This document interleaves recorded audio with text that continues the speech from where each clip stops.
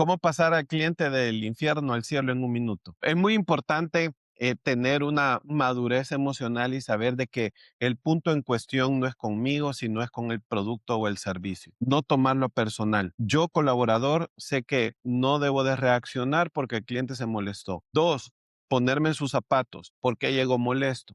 Bienvenido a Carrera Comercial. Te saluda Alfonso Mauricio. Gracias por estar conmigo en un espacio donde fusionamos la disciplina del atleta de alto rendimiento con la estrategia comercial del mundo real. Mi objetivo es simple, es darte las herramientas para que domines tu posición de tal manera que dejes de buscar cierres y empieces a abrir legados. Gracias ahí por haber aceptado la invitación, Luis. Si alguien quisiera saber qué se va a llevar de este conversatorio sobre servicio al cliente, ¿qué le dirías tú para que se quede? Lo que se va a llevar es que va a conocer y a descubrir que las empresas que hacen lo imposible por sus clientes llegan a la categoría de admirables. Las que no se quedan en común. Genial. Fíjate que voy a comenzar contándote experiencias que tengo yo. Me imagino que resuenan contigo y con la persona que nos está viendo y escuchando acerca de servicio al cliente. Luis, algo que he hablado con mi esposa es que algo que nos toca enfrentar a los clientes es el no se puede. Te voy a contar una situación hace un par de días atrás. Mi esposa fue a una panadería muy famosa aquí en el país, en El Salvador. Para aquellos que no lo conocen, no voy a decir nombre. Y se encontró con que el pan que quería comprar era grande y no estaba cortado. Entonces viene mi esposa y le dice a la chica, ¿cree que me puede cortar el pan? No tenemos cuchillo, no somos panaderos, pero no se puede. Mi esposa venía enojada. No puede ser, ¿cómo es que no se puede? Y esto y lo otro. Y le dije, mira, yo tengo que salir mañana del trabajo, voy a pasar a otra sucursal. Luis, y lo mismo, mire, fíjese que se quedó así, con los ojos, no se puede. Y le digo, mire, pero ¿cómo es posible que no se pueda? ¿No tiene un cuchillo usted o cuál es lo difícil? Y se quedó, es que fíjese que si se lo parto mal, y le digo, mire, no me importa si queda de forma uniforme el pan, lo que necesito es que lo corte y lo demás. ¿Por qué comienzo con esto? Porque muchas veces este tipo de situaciones son las que hacen que a nosotros una marca y una empresa nos genere fidelización y hay otras que nos genere rechazo y digamos ya no vayas a esa empresa. ¿Por qué crees que se da ese famoso no se puede en el servicio al cliente? Sí, muy interesante y me pasó, a saber si no es la misma panadería, pero sí, justamente necesitamos el pan rebanado y no se puede. Yo creo que aquí hay un tema en el que el servicio no solo depende de ciertas situaciones en las que, digamos, no tengo los instrumentos, entonces se ve impactada, digamos, la primera línea, le llamo yo, el front stage, que es a donde está, digamos, el personal que está viendo la cara del cliente en tiempo real. En cambio, el que diseñó el proceso ni enterado del famoso no se puede, y entonces para ellos es bien cómodo, ¿verdad? Decirle no se puede y dígale que no se puede. Pero para el que está enfrente no es cómodo. Entonces, ¿qué sucede? Ese que inventó el proceso muy probablemente está en el backstage del escenario, porque yo parto siempre una metáfora. Está el front stage, está el backstage y está atrás el behind the scenes, donde está la mente maestra creando lo que le quiero entregar al cliente. Entonces, muchas veces en el backstage están diseñados los procesos demasiado fáciles para mí, pero no para el cliente. Y también ahí falla muchas veces el canal de escucha, porque si esto se repite y el cliente está necesitando que el pan venga rebanado o necesito que me lo rebanen, ¿por qué no incluir el servicio? Entonces, puede ser que también dentro del proceso este servicio me quite tiempo. Podría ser. Entonces, hay cosas que, tres preguntas claves que hay que definir antes de tomar una solución es, Ok. ¿qué puedo hacer por mi cliente? Qué me puedo permitir hacer por el cliente y qué quiere mi cliente que yo haga por ellos? Entonces, desde ese canal de escucha o con esos oídos pues bien atentos, yo voy tomando notas y voy haciendo esos cambios respectivos. Entonces, ahí hay que evaluar varias cosas, ¿verdad? Claro, se la sopla y le cae al que está enfrente de nosotros. Ese es Claro. el que se lleva el abuchamiento a la hora de la actuación. El que está atrás, no, tranquilo, ese no, el que se inventó el proceso no recibe ningún problema.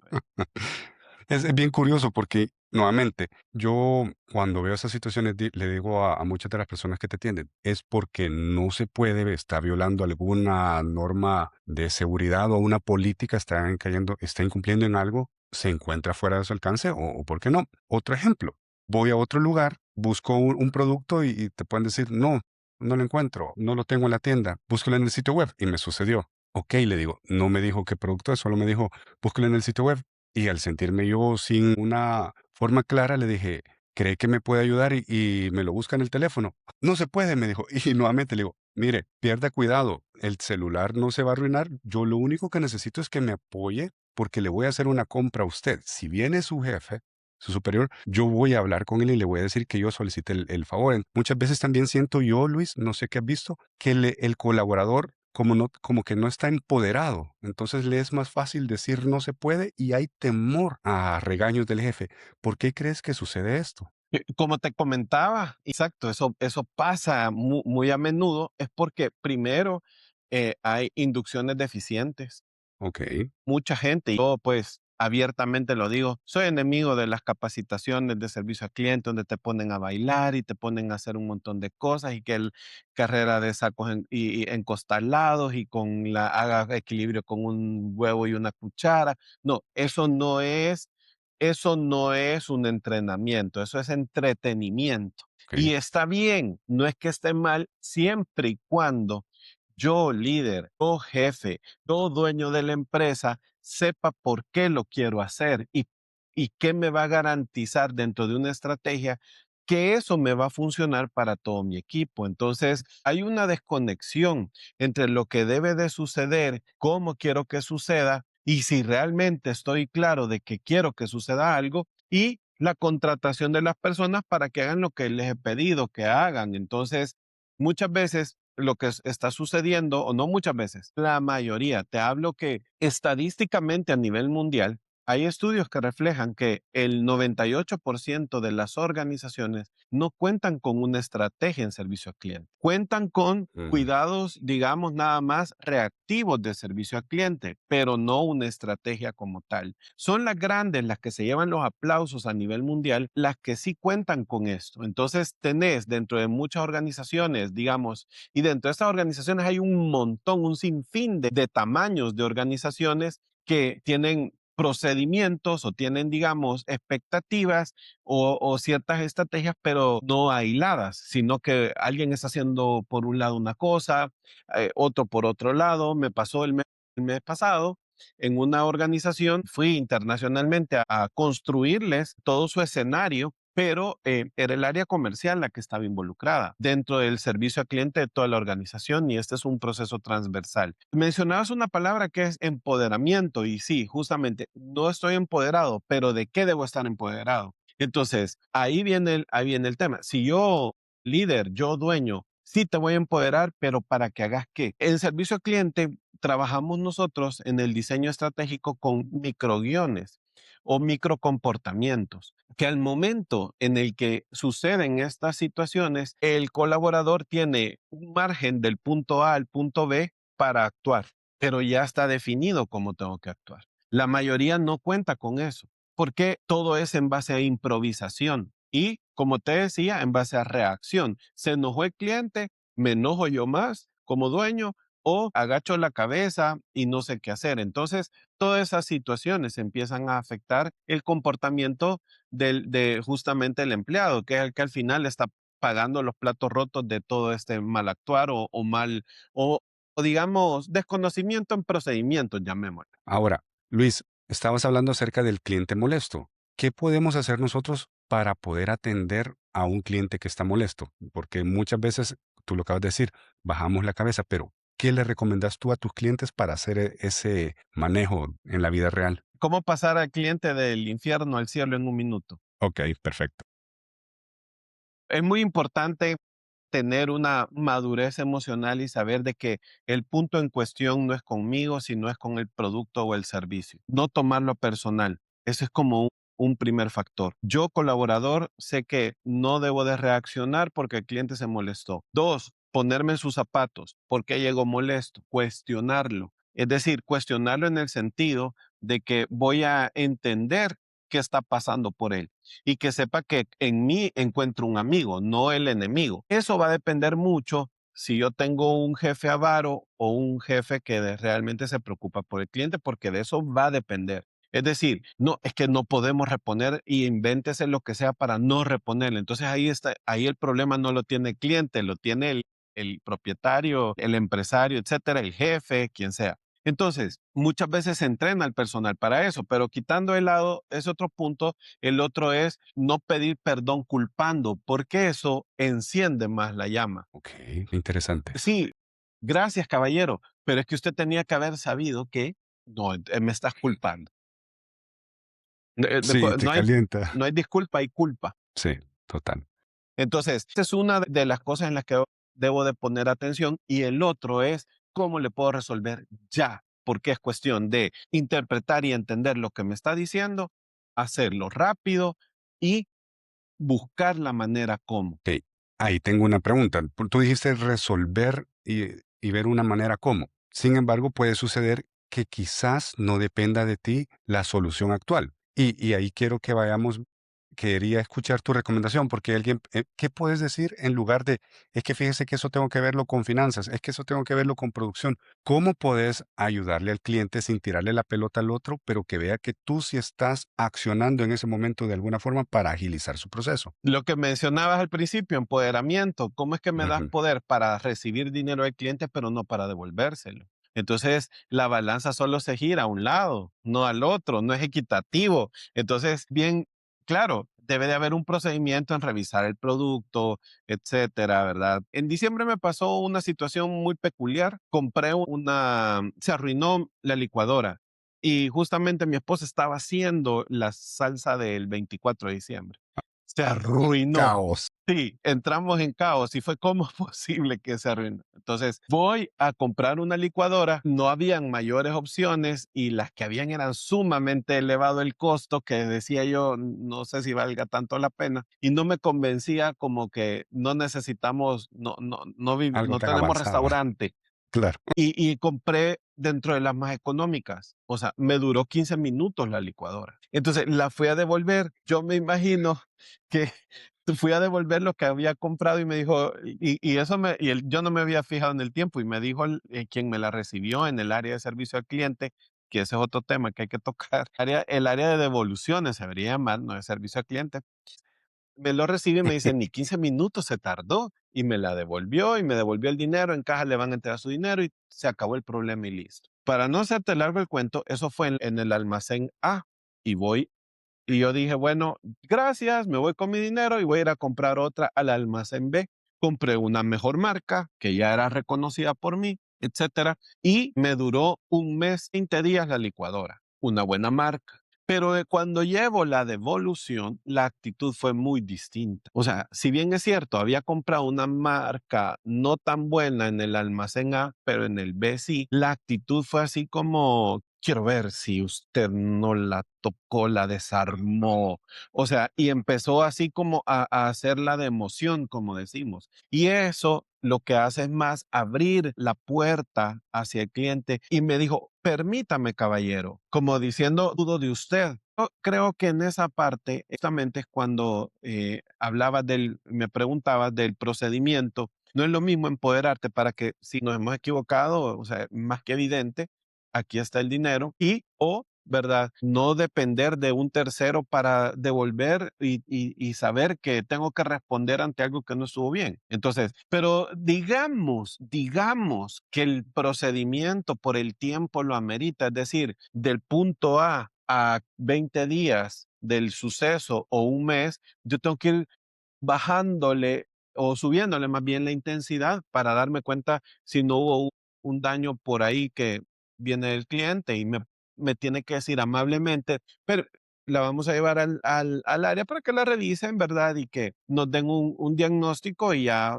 le entregamos en un momento, porque había pasado más tiempo que en la otra, digamos. Pero pero ese pero ese cómo, ese guión con el que yo voy a buscar que estés más a gusto con mi negocio y me volvás a comprar, es el que perdemos. Ahora, fíjate que con eso que estás diciendo, la emoción, yo no sé, Luis, me cuesta creer lo que las empresas digan, los que están diseñando los procesos, vamos a hacer el peor servicio al cliente porque no queremos traer más clientes ya que tenemos demasiados, ¿verdad? Porque, como tú decís, hablan con la culpa. Un ejemplo de hace unos días a un compañero, él me comentó que le clonaron la tarjeta, $3,500 topada en la hora del sueño, los movimientos habían sido en Europa Y la actitud de la persona lo mismo, es casi que te dicen, Mire, la culpa es suya por tener una tarjeta de crédito". Entonces, la empatía, vuelvo con lo que tú mencionas, creo que es importante, porque ya comienza esa fricción, ya estás Sí, molesto, el que está atendiéndote no genera empatía, entonces por ahí vamos a eso. Te menciono esta parte porque leí algo que resonó conmigo de tu parte acerca de cosas que intoxican tu servicio al cliente. ¿Qué me puedes comentar al respecto o cuáles son esas cosas que se vuelven tóxica la relación con nosotros? sí, justamente lo que acabas de mencionar, cuando se diseñan procesos para ponérsela fácil a la empresa y no al cliente. ¿Verdad? Eso es algo tóxico. Es decir, con la forma en que yo quiero salirme con la mía y no el cliente se salga con la suya. El cliente llegó a depositar tu dinero, que sea un banco, una aerolínea, un hotel, un restaurante, un servicio contable, agencias de seguridad. Todo mundo llega por una razón queriendo resolver un problema a tu negocio y va a depender mucho de las políticas, llamémosle, porque desde el momento que decís políticas, ya sabes que viene un problema detrás, un no, o sea, bloqueos, etcétera, para Ujú. no resolverte algo. Entonces, justamente todas esas actitudes con las cuales, porque el mercado así lo hace, aquí siempre lo hemos hecho así, vienen sumándole esa actividad tóxica a la relación con el cliente. No hay peor cosa que un dueño no quiera cambiar en favor de lo que el cliente solicita, demanda o pide. Entonces tenés cuestiones en el mercado que si bien es cierto, va a depender mucho el nivel de población, el tipo de país, no es lo, el golpe ha de haber sido lo mismo, pero los taxistas y Uber, por ejemplo. Entonces, nosotros teníamos un servicio de taxis muy deficiente, había taxistas que te cobraban lo que querían y habían muy buenos también, porque no solo es que hubieran malos, pero el sector y la industria no innovó, se quedó en procesos viejos, poniendo y cada vez más justificados a lo que yo quiero ganar o lo que yo quiero hacer. Entonces, ¿qué sucedió, verdad? No es la tecnología la que nos cambió, porque eso solo es eso es un medio, un vehículo para resolverle al cliente. Lo que cambió fue la demanda del cliente, una solución para resolver el problema que realmente tenía el cliente. Entonces, que lo hubieras hecho con tecnología, con fotocopias, con patinetas, no importa, porque al final fue pensar cómo le resuelvo el problema a esta persona. Entonces, cuando no hay ese cambio, esa madurez, se empieza a generar todas esas decisiones que son tóxicas, que a la larga terminan, digamos, complicando al cliente. Actitudes como, perdón, es que fíjese que a mí no me pagan por eso, o es fulano, ¿verdad? La típica que pasa en las áreas de trabajo, ¿verdad?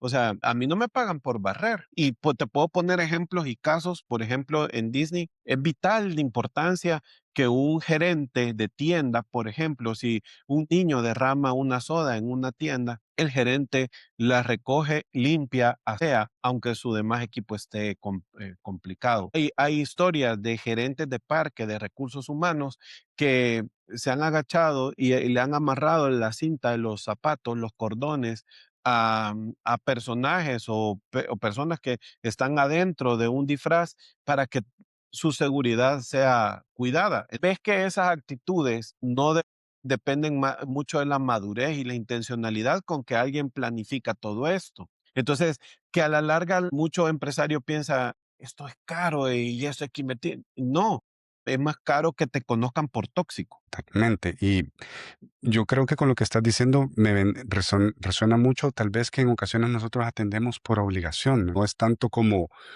esa cultura que mencionas, si desde el gerente o vaya, puede decir alguien, ustedes están hablando solo de empresas, pero si es del dueño del negocio, te está atendiendo, te apoya, ya no es una obligación, sino que lo estás haciendo genuinamente y hay una conexión que va a ser al final que Luis, que yo refiera a esa empresa o a ese Así negocio es. que atendió a mi parte. Ahora, dentro de estos puntos que estábamos hablando de toxicidad, yo leía también que en ocasiones nosotros tratamos diferente al cliente por su apariencia. Lo veo elegante, que Sí. le pones en la alfombra, pero lo ves en sandalias y viene a, a mendigar. ¿Cómo podemos hacer para que nuestro equipo que está atendiendo no pueda caer en esos prejuicios de imagen, Luis? Tienden. Exacto. Sí, es bien delicado bien delicado en el sentido que hay mucha tela que cortar acá porque es un factor bien cultural. No importa, digamos, si la persona que te está atendiendo tiene un alto perfil, un mediano perfil o un bajo perfil. Estamos educados para que esas tres personas, como te vean, van a dedicarte el tiempo o no. Y, por ejemplo, yo me fijé hace poco, la semana pasada fui a un evento muy ceremonioso. Yo fui de tenis, jeans, como soy yo, sin corbata, chaleco y camisa manga larga, lo más formal que yo deseaba Te vestirme ese sentías. día. Pero el nivel, digamos, y la mayoría de gente ensacada, ¿verdad? Entonces, yo dije, bueno, sí, este ambiente a mí siempre no me agrada mucho porque yo no soy así, pero bueno, si te fijas, estoy de gorra y me puedes ver así en la calle y soy el mismo. Pero no estoy hablando, no es que quiera hablar de mí, sino que la forma en que la gente te percibe en situaciones así debería ser la misma. O sea, porque al final voy en función de la persona. Distinto es que en una invitación dijera traje de etiqueta y yo no lo cumplí, entonces yo estoy siendo informal, por decirte de alguna manera. Pero esto no solo me pasó, digamos, como visitante, me ha pasado como proveedor también. Hace años yo tuve un negocio de impresión y fui a dejar un ciento de tarjetas de impresión, pero estoy hablando hasta mentiras, pueden ser hace más de 20 años. Fui a dejar un ciento de tarjetas de presentación. Yo acababa de comprar una moto para el negocio y yo me fui en la moto, yo quería probar la moto. Entonces la fui a dejar yo, el ciento de tarjetas. El vigilante me vio y me dijo, ¿a qué venís? Así de entrada. Me tuteó, me vio así altanero, me vio de pies a cabeza. Y ya le comenté y me dejó entrar. A la semana voy de nuevo a esa misma empresa, me voy en carro, no por esa razón, sino porque ya había probado la moto y ahí iba en carro. Acaban de salir los Bluetooth y llevaba un Bluetooth, me lo acaban de dar. Me vio el vigilante, el mismo vigilante me abrió la puerta, me cerró la puerta, me dio la bienvenida, no me preguntó a qué iba. Entonces es un factor muy cultural, pero que a la larga va a depender mucho de cómo te formaron. Esos son valores que vienen desde el hogar. Por eso es bien delicado, porque tendrían que haber enseñado en tu casa a ver a todo el mundo por igual y poder hablar con una persona que factura $1 millón al mes, como con una persona que necesita de ayuda para sobrevivir. O sea, no debería haber ese problema. Claro. Hoy ya estuvimos hablando acerca de las cosas negativas de la toxicidad, pero veamos el otro lado de la moneda. ¿Qué es lo que tú has visto en tu experiencia nacional e internacional que hacen aquellas empresas o aquellos emprendedores en sus negocios que hacen la diferencia? Ok, primero hay tres palabras mágicas que ellos utilizan: funcionalidad, diseño y liderazgo. Esas tres palabras mágicas son sumamente importantes para tener una empresa destacada, admirada, ejemplar. Entonces, eso me lleva a tener una centralidad no en el cliente, sino en las personas, porque si yo no tengo un equipo muy bien atendido, muy bien formado, es mentira que lo que yo hago ahí en pro del cliente es real, no es cierto. Se queda nada más en algo, en una buena intención del dueño hacia el cliente. Entonces, este tipo de liderazgo planifica con intención, actúa con intención, se toma el tiempo para crear con intención. Entonces, la creatividad juega un papel muy importante en el servicio al cliente, cosa que no en el día a día o empresarialmente no se conecta, pero está íntimamente ligada. La intencionalidad de qué quiero hacer por mi cliente y cómo lo vamos a hacer. Eso es clave internacionalmente con estas empresas. También cuando yo veo eso que así es la intencionalidad, trato de pensar que si sabemos, o se remontaría atrás tal vez, si las empresas saben por qué hacen lo que hacen y no se enfocan en las características, sino que en la esencia de ellos. Muchos hablan de Apple, por ejemplo, que la experiencia de Apple es lo que hace la diferencia y no las características. ¿Y por qué traigo esto? Porque ese tipo de experiencia crea una lealtad.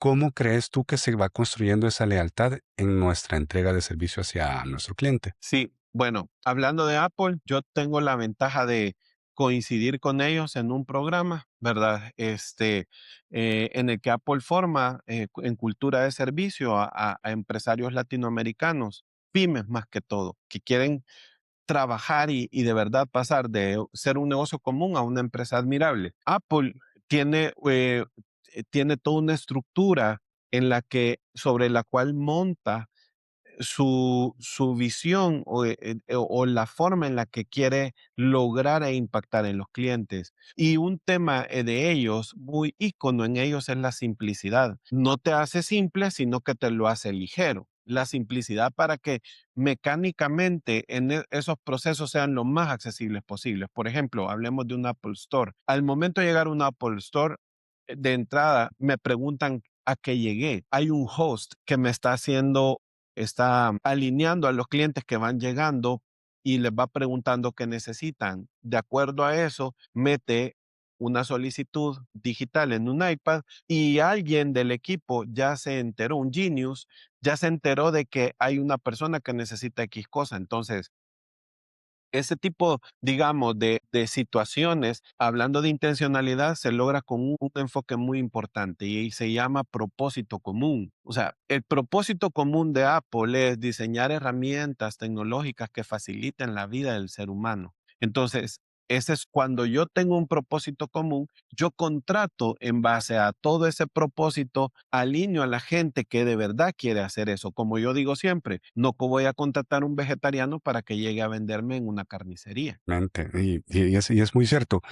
Tomando ese ejemplo que tú decís, ¿qué diferencia hace, verdad? Que no te van a vender de un solo, sino que ya tienen la información que tú dijiste a la que llegas y comienzan a hacerte preguntas. Tengo ratos de no ir a una tienda Apple en Estados Unidos, pero eso es lo que recuerdo, que te comienzan a preguntar, usted vino por tal producto, ¿verdad? ¿Y qué anda buscando? Comienzan a estar indagando y esa experiencia es lo que hace uno que salga wow, ¿verdad? Mientras que tal vez en Sí. otras tiendas ya van buscando hacer la venta. Entonces me voy quedando con eso, con cómo esa intencionalidad juega un Y papel Mauricio, importante. Dime. perdón, y aparte de eso, la labor del Genius es asesorarte cuál es tu necesidad más importante. Mm, Yo en cierta ocasión llegué y yo doy mis clases o doy, digamos, talleres con iPad. Entonces, yo quería proyectar, ser libre, no estar dependiendo de un clic. No me gusta. El PowerPoint es necesario pero a mí me gusta trabajar. O sea, a mí me gusta crear en el momento con el equipo. Entonces, me dijo, no le conviene una Mac. Le conviene un iPad y un Apple TV, porque usted proyecta el Apple TV, lo conecta al proyector o al televisor y listo. O sea, ustedes van a andar por todos lados con el iPad. Y así fue. Y de verdad ha sido una solución muy importante. Y la venta era mayor con la Mac. Me podría haber vendido una claro, Mac de $2,500, pero al final se redujo al iPad y le llevé el Apple TV. Entonces, te entrenan para que compres lo que necesitas, no claro. lo que Y yo te quiero vender. muy buen punto. A mí me sucedió algo similar acá. en- Estaba buscando lo mismo. Estaba queriendo hacer el upgrade y no sabía si iPad o Mac. Entonces voy a la tienda que distribuyen acá y yo estoy en esa duda. Le digo, no sé si comprarme la Mac o la iPad. Y la información que me estaba dando la persona, yo ya había estudiado, pero yo quería ir a disipar Convencerte. dudas. Sí, exacto. A ver, el approach que me hizo fue el distinto al tuyo. Irse por el high ticket y no por el producto que se acoplaba a mis necesidades. Entonces, cuando tú también ves eso, aunque estamos tirándonos un poco a ventas, Luis, pero va dentro de esa misma Es experiencia del servicio. cliente. Exacto. Entonces te quedas, qué mal te atienden ahí. Y es bien interesante, da para mucho con ese tema de Apple que mencionas. Y voy trayendo eso de la cultura de Apple que puedes tener a otros casos que vemos. Hay otras empresas que te dicen, somos cercanos con nuestros clientes, pero no te escriben, no responden tus WhatsApps o dejan los correos en visto. Otro caso que, digamos, a mi esposa le molesta, que me dicen, ¿por qué te ponen el WhatsApp? No te contestan al WhatsApp. Hablas al teléfono, no te contestan al teléfono. Entonces, ¿para qué tienen eso? ¿Cómo podemos ir? No sé si ya lo dijiste en lo de o algo que no hemos tocado, pero ¿cómo podemos hacer para que esas frases bonitas que decimos de que somos cercanos al cliente las hagamos realidad en nuestro negocio? Sí, justamente lo que han mencionado tiene un factor y una base que se llama cultura de servicio. De entrada puedes notar una cultura de servicio y voy a poner un ejemplo muy común y muy real. De hecho, hace años publiqué eso en LinkedIn y se alborotó el avispero por eso, pero es una realidad. Resulta que si vas a una empresa y tiene publicado lo típico de misión, visión, valores, ¿verdad? Yo te voy a ser bien honesto, no creo en eso. Hace años que las empresas grandes y reconocidas como íconos a nivel mundial eliminaron todos esos carteles egocéntricos de mí para mí y no la realidad que se vive culturalmente en una organización. Entonces, llegas a una empresa en donde dice, nuestros clientes son lo más importante para nosotros. Entonces, solo salí al parqueo y darte cuenta si el parqueo techado es para los clientes o para el dueño o gerente. Entonces, se molestaron los gerentes cuando yo publiqué esto en LinkedIn, pero es verdad. O sea, no puedo decir que mi cliente es muy importante si yo le digo no hay parqueo y dejo al vigilante, ¿verdad? Que no está entrenado para atender ese tipo de situaciones y él le va a tocar decirme, tiene que estacionarse allá 2 cuadras para venir hasta acá. Entonces, desde ahí no Sí. hay una intencionalidad de que el cliente es lo más importante. No es la cultura de don cliente, digamos que don Chepe es el dueño, es la cultura de don Chepe. Y hoy que mencionas eso de la cultura, nuevamente lo dijimos hace unos minutos, puede decirnos esa persona que está emprendiendo, ok, pero ustedes hablan de empresas que facturan millones, pero ¿qué consejo accionable le puedes dar a ese emprendedor que está comenzando y quiere que su negocio por su servicio se diferencie de aquellos que ya están más avanzados? Muy buena pregunta. Y es importante para el emprendedor, digamos, llamémosle para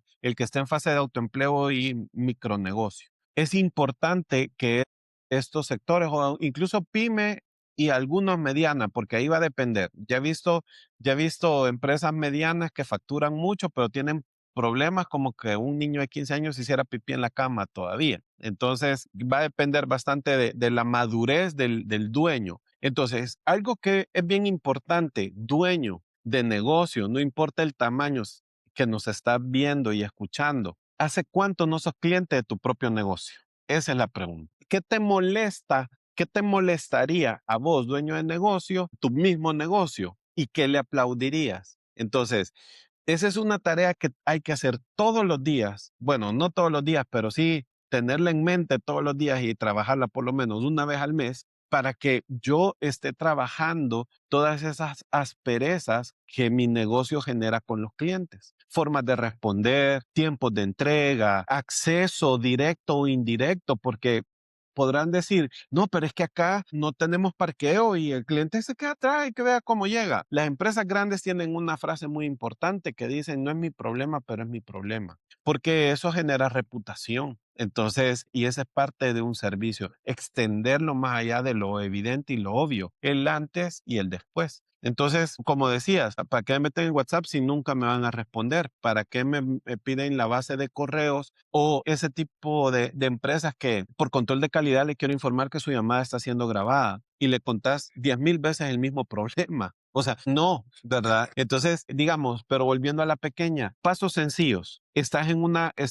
etapa en la que podés hacer y tomar decisiones todavía sencillas y trabajar tu forma cultural de poderte relacionar con las personas. ¿Cómo querés que la intencionalidad, cómo querés que tu negocio sea visto, cómo querés que tu negocio sea aplaudido? Todavía estás en una ventaja porque las grandes ya no tienen esa ventaja. Sus procesos, la forma en que pueden resolver las situaciones son como un elefante, más lentos. En cambio, al tener una empresa pequeña, puedes ser ágil en hacer cambios rápidos. Qué buena reflexión esa y quizás yo me quedaría, si me quedara con algo en una sola frase, lo que tú dijiste al final, no hacerle a los otros lo que no quisieran que te hagan a ti, porque tú dijiste ser tu propio cliente, entonces no pongas esos procesos engorrosos que a ti no te gustarían sentir, pero no, es que hoy soy empresario.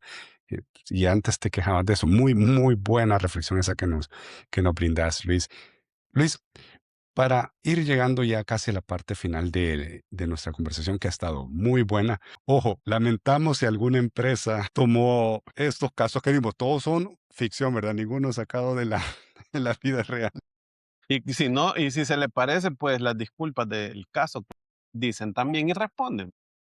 O pueden contratar después a Luis para que les ayude a afinar ese proceso. Pero, Eso sería lo mejor. Luis, ¿me pudieras compartir dos aprendizajes que te llevas de este conversatorio que hemos tenido? Bueno, muchas gracias, Mauricio. Realmente un honor que me invites a tu podcast. creo que muy valioso realmente. Estaba viendo el contenido. El aprendizaje es saber y conocer que hay personas como vos que están pendientes de todos estos temas, ¿verdad? Y qué bueno que los expones en tu plataforma. Creo que ese es un aprendizaje, lo debemos de hacer muchos. Y el otro, relacionado al tema, creo que cuando tenemos un negocio, y bien lo decías, ¿verdad? Eliminar el no se puede, sino déjeme ver cómo lo resuelvo. Qué buena esa reflexión que hiciste para cerrar, te quedó 10. Luis, y para aquella persona o empresa que quiere saber cómo puedes apoyarles tú en sus servicios o capacitaciones, ¿a dónde te pueden buscar? Ok, ustedes me pueden buscar en www.luigilaines.com y o en las redes sociales como soy Luigi Laines en Facebook, en Instagram, en TikTok, en LinkedIn. Estamos en todas, ¿verdad? Así que para lo que ustedes necesiten y quieran resolver y pasar de ser un negocio común a una empresa admirable, pues ya saben, eso soy yo. Genial, y le puedo apostar que Luis le va a cambiar ese servicio tóxico por un servicio de clase mundial. Así que gracias por el tiempo que me diste de tu agenda, Luis. Un gusto. Ha quedado mucho material para poder platicarlo en una segunda oportunidad. Entonces vamos a ir cuadrando para ir viendo ya estrategias más puntuales y irle dando caña, como decimos, porque creo que vos y yo tenemos una misma visión que es hacer que esta forma de dar servicio sea diferente tanto para el que está emprendiendo como el que ya tiene su negocio. Así que gracias nuevamente, Luis. Bueno, un placer y gracias. Hasta luego. Muchas gracias por haberme acompañado en un nuevo entrenamiento. ¿Resonó contigo este episodio? Compártelo con alguien que lo pueda necesitar. También te invito a que te suscribas para que podamos hacer crecer la comunidad y todos entrenar en la carrera comercial.